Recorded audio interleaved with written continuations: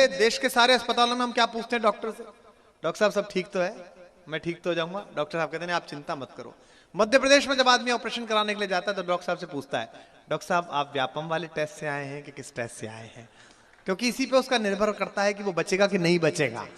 सो ये व्यंग है, मैंने कुछ कहानी पर आप समझ गए हैं, तो ये व्यंग की धार है। संपत सरल जी यहाँ जयपुर से हमारे बीच हैं, एक बार जोरदार तालियां बजाकर उनका स्वागत करिएगा। बतरस के कवि हैं, और जोरदार तालियां बजाइएगा, थोड़ी कम तालियां बजी हैं उनके लिए, और तालियां बजाइएगा। एक सज्जन वो किसान की रचना पर 100 रुपए देने आए थे, वो कवि ने वापस लौटा दिए क्योंकि वो 125 से कम लेते नहीं।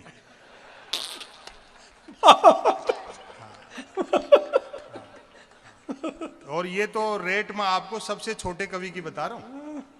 हाँ, दरअसल इस देश में जो विसंगतियां हैं उनसे व्यंग निकलता है।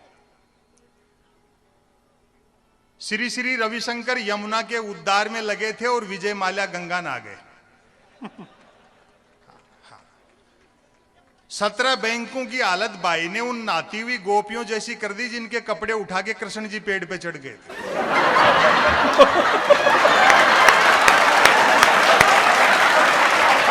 दरअसल इस देश में भ्रष्टाचार की जड़ें बड़ी गहरी हैं। मुझे ध्यान है, एक जूनियर सरकारी कर्मचारी ने झूठा फैमिली अलाउंस उठाने के लिए रिकॉर्ड में 3 बच्चे लिखवा दिए। तो उसके सीनियर अफसर ने उसको डांटा कि नालायक, देश को आजाद हुए 69 साल हो गए, मौके का फायदा उठा क्या 3 बच्चे लिखवा दिए, कम से कम 5 तो लिखवाता, 7 तो मैंने लिखवा रखे। और वो जूनियर का जवाब सुनना और अंदाजा लगा ना कितना करप्शन है। बोले क्या 3 बच्चे लिखवा दिए, 5 तो लिखवाता, 7 तो मैंने लिखवा रखे हैं। तो वो जूनियर बोला अपने सीनियर से, साहब आपका क्या मुकाबला करेंगे, आप शादीशुदा भी तो हो। बहुत अच्छे, वाह वाह वाह। हाँ, और अच्छे दिन तो खैर अब आएंगे, आई चल ही रहे हैं अपने। मैं तो घर बैठा था तो एक सज्जन आए, रात को उनके यहाँ चोरी हो गई थी, उन्होंने माथा पीटा। बोले संपत सरल जी क्या यही थे वो अच्छे दिन? मैंने कहा यार, कहने वालों ने ये थोड़ी कही थी कि अच्छे दिन सिर्फ साहूकारों के आएंगे।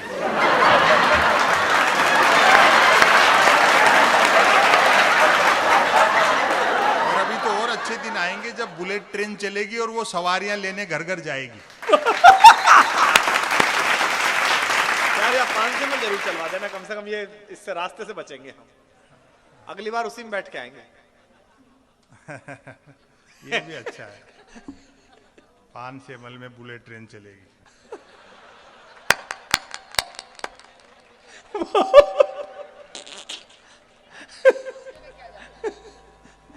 बुलेट नहीं चले यही खैर मनाओ।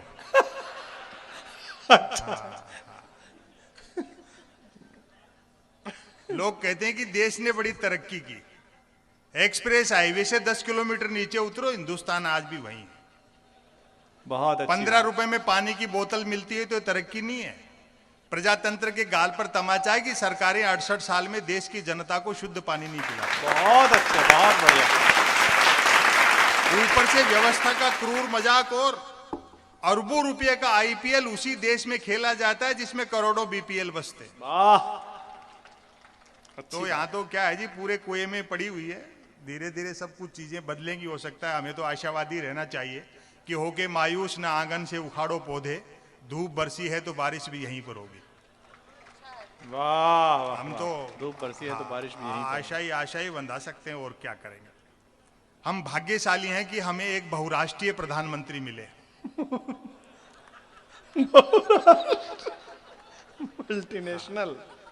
मैं तो आज ट्रेन में आ रहा था, वहां नागदा उतरे, पड़ोस में एक मारवाड़ी व्यापारी थे। मैंने कहा बाबूजी व्यापार कैसा चल रहा है?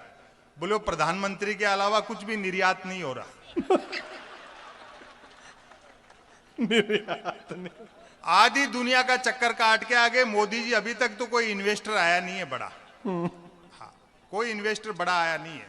और वो हमारे शरद जोशी जी ने बड़ी अच्छी बात कही, हम भारतीयों को वह व्यक्ति उधार दे जिसका पुनर्जन्म में विश्वास हो।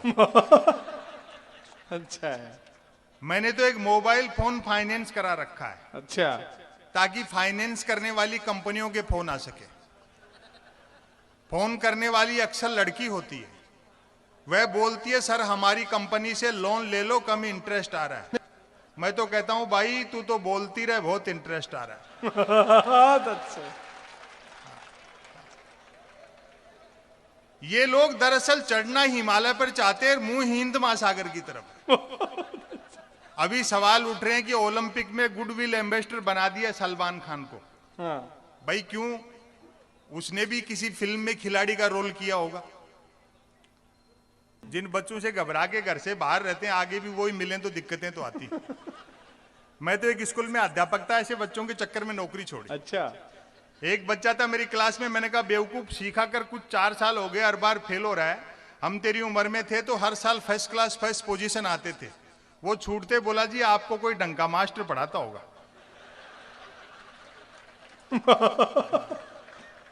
बहुत अच्छे। वो एक बच्चा मेरे पास घर आता था ट्यूशन करने, क्योंकि स्कूल में तो मैं पढ़ाता नहीं था, नौकरी सरकारी थी। 2 दिन तक आया नहीं, तीसरे दिन मैंने खिंचाई कर दी। मैंने कहा 2 दिन कहाँ रहा बेटा? बोला गुरुजी परसों तो इसलिए नहीं आया, मेरे पास एक ही पेंट थी, वो धोकर सुखा दी, सूखी नहीं तो कैसे आता। मैंने कहा नालायक, कल तो आ सकता था। बोलो कल आया था, आपके घर तक आकर देखा बरामदे में आपकी सूख रही है तो वापस चला गया। दरअसल बच्चों की गलती नहीं, हम संवेदनहीनता के दौर से जी रहे हैं। एक ऐसी पीढ़ी आ गई जो टेलीविजन के स्क्रीन पर बम ब्लास्ट में मृतकों की संख्या और क्रिकेट का स्कोर साथ साथ देखती है, तो संवेदनाएं बचेंगी कहां से? वो देखा घर में एक दिन इंटरवल में पोता आया स्कूल से, तो पीछे पीछे उसकी टीचर आ रही है। पोते को देख करके दादाजी ने कहा कि बेटा छुप जा, देख पीछे पीछे तेरी टीचर भी आ रही है। पोता बोला दादाजी मैं क्यों, आप छुपो, क्योंकि आपके मरने की कह करके तो छुट्टी लेके आए। बहुत अच्छे। और देखो लड़के नहीं साहब, इस तरह के कुतर्क लड़कियां भी कर लेती हैं। माताएं बहनियां बैठी है, कहना चाहता हूं व्यंग अच्छा लगे तो मुझे बताना। वो एक लड़की से सहज भाव से मैंने प्रश्न कर लिया, मैंने कहा बेटा ये बता कि राम लक्ष्मण तो ठीक, लेकिन सीता जी वनवास क्यों गई?